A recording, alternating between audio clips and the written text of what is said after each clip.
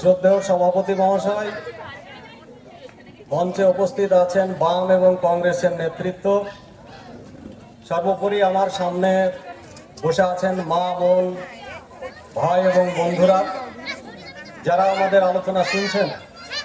আমি সকলকে ভারতের কমিউনিস্ট পার্টি মার্ক্সবাদী মুর্শিদাবাদ জেলা কমিটির পক্ষ থেকে অভিনন্দন, ধন্যবাদ, সালাম এবং নমস্কার জানাচ্ছি।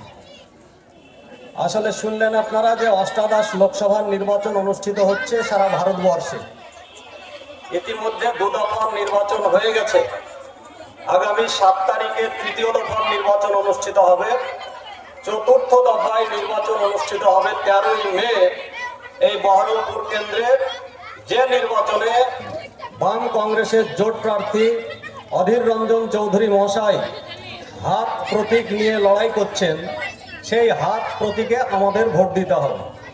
4 জুন যখন গণনা হবে তখন আমরা দেখব যে এর আগে প্রতিবার যেমন সাংসদ হিসাবে তিনি জয়লাভ করে এসছেন, এবারও তিনি জয়লাভ করবেন।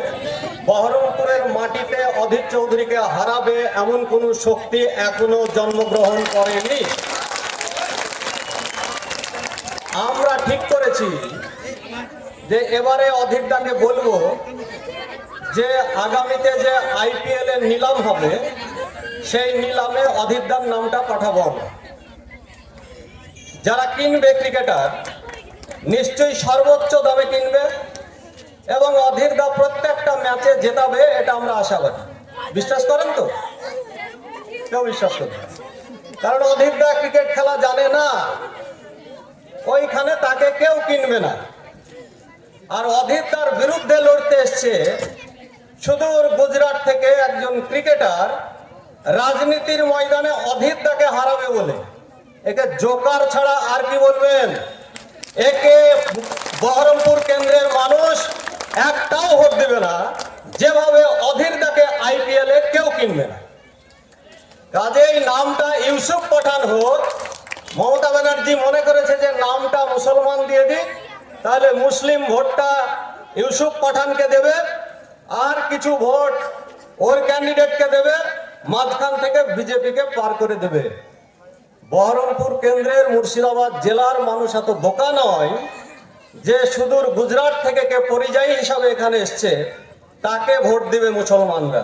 মুসলমানরা খুব ভালো করে জানে যে আপদে বিপদে দিনে রাতে যে কোনো সময় ডাক দিলে একটাই নাম পাওয়া যায়, সেটা হচ্ছে অধীর রঞ্জন চৌধুরী। আমি আমার আলোচনা দীর্ঘায়িত করতে চাই না।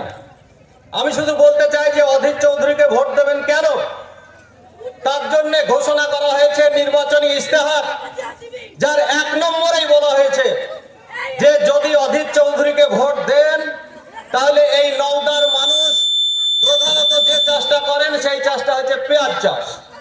আজও দেখলাম রাস্তার ধারে পেঁয়াজ ফেলে দিচ্ছেন, কিছু বাছার পরে লরিতে লোড করে দিচ্ছেন। তাহলে বলা হয়েছে যে স্বামীনাথন কমিশন এক সময়ে কংগ্রেসই তৈরি করেছিল। স্বামীনাথন কমিশন রিপোর্ট দিয়েছিল যে কৃষকের মুখে যদি হাসি ফোটাতে হয় তাহলে 1 বিঘে পেঁয়াজ চাষ করতে যে খরচ হয় সেটা হিসেব করে তার 1.5 গুণ দাম দিয়ে সরকারকে গ্যারান্টি সহকারে ওই পেঁয়াজটা কিনে নিতে হবে, তবেই কৃষকের মুখে হাসি ফুটবে। রাহুলজি এবারে ঘোষণা করেছেন যে এইখান থেকে যদি অধীর চৌধুরীকে পাস করে আপনারা দিল্লিতে পাঠান আর রাহুলজির নেতৃত্বে দিল্লিতে যদি ইন্ডিয়া জোটের সরকার তৈরি হয় তাহলে এই স্বামীনাথন কমিশনের রিপোর্টকে কার্যকরী করা হবে। সেই সঙ্গে বলা হয়েছে যারা ছোট ছোট কৃষি লোন নেন বিনা শর্তে সমস্ত কৃষি লোন মকুব করা হবে যদি রাহুলজির নেতৃত্বে সরকার তৈরি হয়। আজকে লক্ষ্মীর ভান্ডার দিচ্ছে না দিদিমণি, এতদিন ছিল 500 টাকা, এখন নাকি সেটা হয়েছে 1000 টাকা। উনি বলছেন যে কি যদি তৃণমূলকে ভোট না দাও তাহলে লক্ষ্মীর ভান্ডার নাকি বন্ধ হয়ে যাবে। আচ্ছা, এটা কি রাজ্য সরকারের ভোট হচ্ছে? এটা তো হচ্ছে দিল্লির সরকার তৈরি করবার ভোট।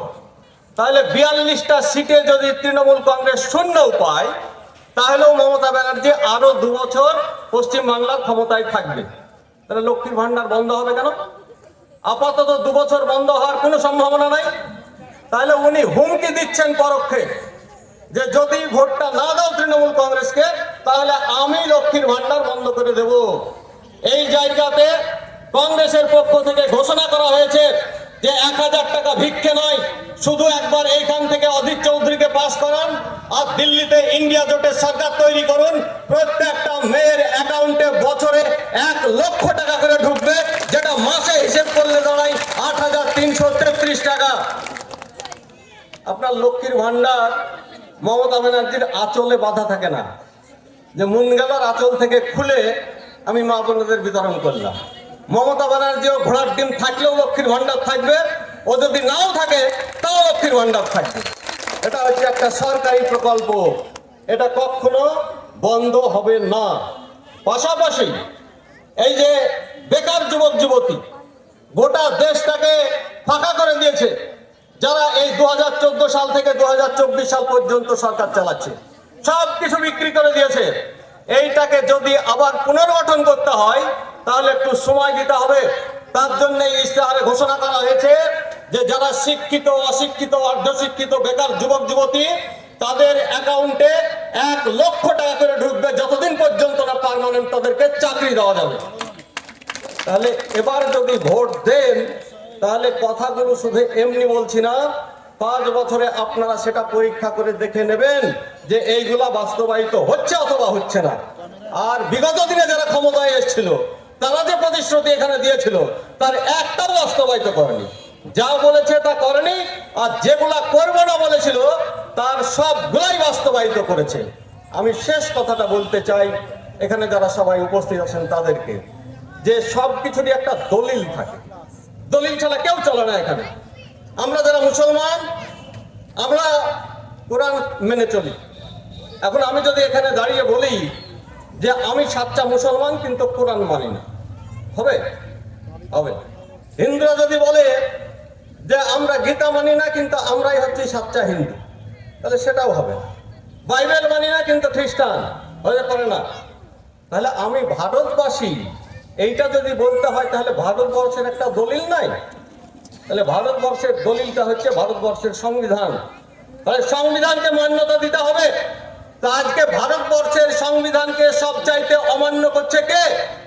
যার 1 নম্বর লোকটার নাম হচ্ছে ভারতবর্ষের নরেন্দ্র মোদী, যে সংবিধানকে পাল্টে দিতে চাইছে আর ঘুরিয়ে আমাদেরকে বলছে যে সিটিজেনশিপ অ্যামেন্ডমেন্ট অ্যাক্ট চালু করা হবে, এনআরসি চালু করা হবে।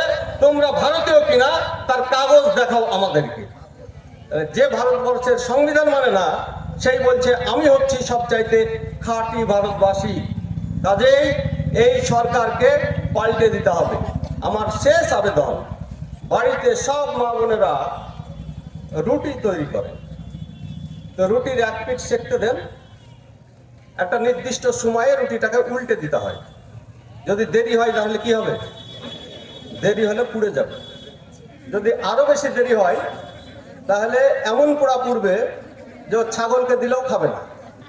কাজেই মমতা ব্যানার্জি আর মোদি গোটা ভারতবর্ষের আমাদের মানুষকে এমনভাবে শেখেছে যে আমরা অলরেডি পুড়ে গেছি।